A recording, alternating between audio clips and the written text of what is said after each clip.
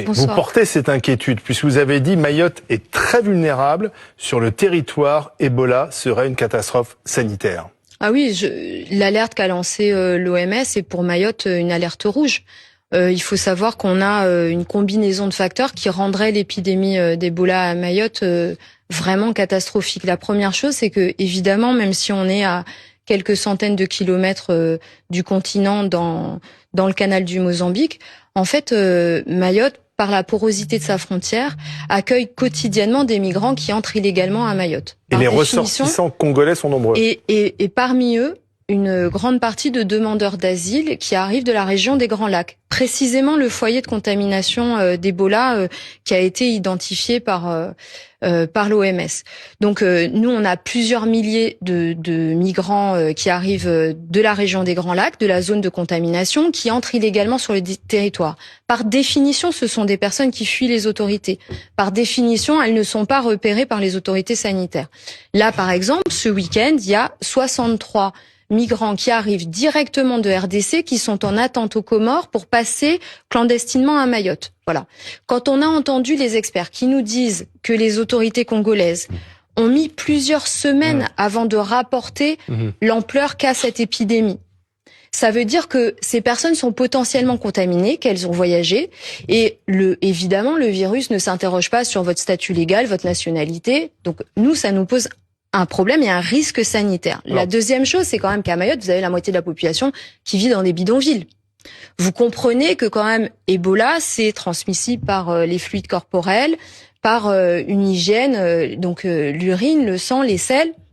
Les bidonvilles, je vais pas vous faire un dessin. Il y a des coupures d'eau régulièrement. Voilà, les bidonvilles, c'est pas le Club Med. Si vous voulez vivre au milieu des fluides corporels des gens dans une très forte densité, c'est les bidonvilles. Vous dites que Mayotte est très vulnérable parce que depuis le cyclone, on n'a pas reconstruit notamment les hôpitaux. Voilà, il y a un hôpital à Mayotte. Il n'y a pas des hôpitaux, il y a un hôpital déjà à la base. Donc il y a les migrants clandestins, il y a l'hygiène. Avec les bidonvilles, il y a les coupures d'eau, vous l'avez mentionné. Nous, on est à nouveau en crise de l'eau très grave avec beaucoup de coupures. Dans les bidonvilles, donc pour l'hygiène, pour les conditions sanitaires, c'est déplorable. Et la troisième chose, c'est que Mayotte est toujours le pire des aires sanitaires de France, avec notre seul hôpital qui est en plan blanc depuis plusieurs années, qu'on repose sur la réserve sanitaire, et que depuis Chido, notre hôpital n'a pas été reconstruit. Donc pour moi, la combinaison, c'est l'alerte maximale. Alors pour l'instant, le territoire n'a recensé aucun cas. N'a pas recensé de cas maintenant, et j'espère vraiment, je prie pour que ce ne soit pas le cas. Par contre, il faut pas croire que je sonne l'alarme pour rien. Les maladies à Mayotte sont systématiquement importées. Il y a déjà eu en 2019 un cas d'un migrant qui arrivait de RDC, porteur de Ebola, et qui a été isolé. Le Covid, le variant sud-africain est entré à Mayotte par des migrants. Là, on a eu une épidémie de variole du singe qui est arrivée par les migrants. Donc en fait, la vulnérabilité de notre territoire insulaire, parce qu'on n'a pas de frontières, quand je demande la fermeture de la frontière, c'est pas de la xénophobie, c'est de dire, compte tenu de nos conditions, c'est de la protection, c'est vital pour la population. Ouais. Robert Sebag, expliquez-nous, c'est quoi précisément Ebola? On dit c'est un virus dangereux, mortel. Oui, complètement. Alors, c'est une nouvelle souche. Vous savez, il y a eu une grosse épidémie d'Ebola il y a quelques années en Afrique, au Libéria, Guinée, Sierra Leone, RDC toujours, parce que c'est un foyer, j'ai envie de dire, presque chronique. C'était une souche qui s'appelait la souche Zaïre, pour lesquelles, entre-temps, on a trouvé un vaccin, si vous voulez. Ce qui n'est pas le cas de cette nouvelle souche. Là, on séquence les virus. Il n'y a pas de vaccin pour cette nouvelle souche. Non, et pas de traitement, pas de vaccin. Le traitement Ebola, c'était plus un suivi, si vous voulez, quasiment en réanimation. C'est une maladie très grave. Cette souche, alors j'ai noté parce que j'arrive pas à la retenir, Bundibugyo. Elle est nouvelle. Il y a eu quelques épidémies dans le passé. Ça touche la province de l'Ituri, dans le nord-est de la République démocratique du Congo. Mais c'est descendu déjà dans la région des Grands Lacs. Vous l'avez dit, Madame la députée. C'est à Goma. Goma, c'est 2 millions d'habitants. Il y a déjà un cas recensé et peut-être plusieurs autres. Parce que l'épidémie aurait fait environ 80 morts ces dernières semaines. Même plus. C'est ce que dit l'OMS, mais c'est sans doute beaucoup plus. C'est déjà beaucoup plus, si vous voulez. Et en plus, si vous voulez, l'accès à Goma est extrêmement difficile parce que ça a été occupé par le M23. C'est une milice militaire soutenue par le Rwanda, donc c'est très difficile d'y aller. Il faut passer par le Rwanda. Il n'y a plus d'accès direct à partir de Kinshasa. Non, la maladie, elle est vraiment extrêmement dangereuse. Ce sont les fluides C'est pas la respiration, c'est la salive, c'est les urines, c'est le sang, c'est les larmes. Alors ça commence par la grosse grippe. Comme souvent les maladies virales, vous avez une fièvre extrêmement importante et après il y a des fièvres hémorragiques absolument massives et c'est la mort. Hein. C'est quasiment entre 30 et 40%. La mortalité. Mortalité très importante. Attendez, il y a eu 15 000 morts il y a 3 ans sur la zone Afrique.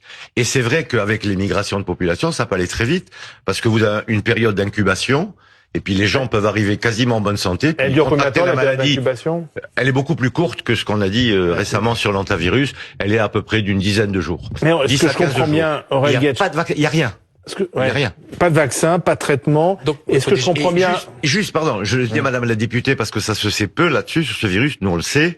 C'est qu'il est aussi dans le sperme. Et pourquoi je dis ça chez les hommes ? Parce que même quand vous êtes guéri de la maladie, un homme parce qu'on peut guérir, quelques-uns quand même, des gens guérissent. Ils sont encore contagieux à travers le sperme. Donc, on conseille, si vous voulez, aux hommes d'avoir des rapports protégés. Et après, on fait des analyses pour voir s'il y a des particules virales au niveau du sperme. Mais c'est important, ça, au niveau de santé publique. Protégé pendant 1 an, c'est pour dire à quel point. Ce qui est intéressant à souligner, c'est que l'OMS dit que il y a une urgence de santé publique de portée internationale parce qu'il y a un risque élevé que la maladie se propage via les flux migratoires qu'on ne peut pas malheureusement réguler toujours. Et donc on sait qu'Ebola va voyager. On le sait, et d'ailleurs si on regarde les moments où il y a eu ce genre d'alerte pour les pathologies qu'on connaît, il y a eu par exemple la variole du singe, au final c'est révélé vrai, on en a eu dans d'autres pays, il y a eu pour Ebola, il y a eu pour Covid, donc ce niveau d'alerte il n'est pas à négliger, et puis on a toutes les conditions nécessaires. Hein. Première chose, on l'a dit, vous l'avez très justement dit, c'est une pathologie extrêmement létale, c'est une pathologie contagieuse, et il y a un risque qu'il y ait une atteinte d'autres pays. Alors c'est vrai que quand on a cette impression, quand on est en Occident, on se dit c'est un problème qui va rester en Afrique, ça va pas trop nous concerner. Faut dire la réalité, c'est ce sentiment qu'on a. Mais comme vous l'avez très justement dit, les flux migratoires fait que on peut se retrouver dans cette situation via Mayotte. Exactement, avec Mayotte. Et c'est même pour ça que l'OMS parle à chaque fois. Ils ont une politique, ils appellent ça la politique de One Health. Une santé pour tout le monde, c'est une santé globale, puisque la santé des autres, en fait, c'est aussi notre santé. C'est aussi pour ça que ces populations qui parfois n'ont pas accès à des moyens thérapeutiques pour arriver à les prendre en charge, à des moyens de protection, puisque au final, c'est une pathologie qui est certes transmissible, mais on l'a dit, pas de transmission aérienne à l'heure actuelle. Donc réellement, on peut la contrôler, mais ça, c'est lié à un manque de moyens. Et donc c'est aussi une façon, je pense, de nous mettre l'œil dessus et de dire, il y a un manque de moyens, il faut pouvoir aider. Pour notre santé, même à nous. Hein. Là, il y a un reproche qui est fait quand même, c'est à la République démocratique du Congo, c'est que la détection a été tardive. Oui, parce qu'en fait, Ebola, c'est un stigmate énorme. Enfin, c'est une maladie qui fait peur, qui a fait l'objet de plusieurs films, qui est c'est une personne sur 2 qui en meurt quand même. C'est la létalité de cette affreuse Ebola. Elle est terrifiante. Donc pour les États, il y a quand même beaucoup de réticence à dire on est un foyer. La contamination régionale, elle est déjà en cours puisque l'Ouganda voisin a trouvé des cas. On peut penser qu'il y en a aussi au Rwanda comme au Burundi qui sont limitrophes. Et le sujet, c'est que pour nous, ça pourrait s'étendre. Voilà, évidemment. Donc elle pourrait rapidement évidemment, elle est déjà en train de s'étendre. La faiblesse des systèmes de santé, le fait que le foyer soit dans une zone de conflictualité, puisque c'est quand même la guerre au Kivu, c'est ce qui fait qu'il y a autant de migrants qui fuient. Donc ce sont des gens à qui on ne ferme pas la porte. Mais pour Mayotte, moi, je vous entends dire, les flux migratoires, on peut pas les maîtriser. Pardon, mais moi, c'est un système, c'est un discours d'impuissance publique que je ne peux pas entendre. C'est un constat. Non, mais je ne peux pas l'entendre parce qu'en fait, à ce moment-là, si on a décidé qu'on abolissait les frontières, faut nous tenir informés parce qu'à Mayotte, on n'est pas au courant. Donc vous dites qu'il faut que Mayotte ferme ses frontières ? Mais il faut que l'État les protège, absolument. On peut pas. Il y a deux réponses. C'est effectivement que l'État envoie de l'aide sur la zone pour aider au maximum ces pays à faire face, parce que tant qu'on n'aura pas réglé le problème à la source, on pourra pas avancer. Mais il faut effectivement réellement protéger la frontière à Mayotte. Mais qu'est-ce qui on peut pas avoir une passoire. Pourquoi les autorités françaises ne prennent pas la mesure du problème? Cet après-midi, il devait y avoir une réunion au plus haut niveau, m'a assuré le représentant du gouvernement en me disant il y a toutes les autorités, santé, outre-mer, intérieur, Matignon, qui seront réunies pour travailler sur la question. Moi, j'ai besoin de mesures concrètes. Je sors de l'hémicycle, on est en loi on est en discussion sur la loi de programmation militaire. J'ai perdu tous mes arbitrages pour protéger la frontière de Mayotte. S'il y a une zone en France où il y a un problème migratoire, c'est Mayotte. Loi de programmation militaire, on ne protège pas Mayotte. Moi, je peux pas juste être face à un gouvernement qui fait le médecin après la mort. Je ne peux pas entendre, voilà, on a compté le nombre de personnes qui sont rentrées illégalement sur le territoire. C'est pas une politique publique. C'est pas une fois qu'on est sur un territoire qui est avec une très forte densité de population, des risques forts au niveau de sanitaire, avec un très faible, très vulnérable système de santé qui tient à peine. On peut pas dire on va regarder et puis après on va compter. Parce que Mayotte c'est loin et que finalement il n'y a pas un focus médiatique sur ce territoire. Qu'est-ce qu'on va faire? On va nous dire on va fermer, on va mettre Mayotte sous cloche comme on l'a fait pendant des mois pendant le Covid. Mais vous imaginez, c'est quand même dramatique pour la population. Voilà. C'est ce qui est préconisé, c'est le confinement pour contenir ce virus.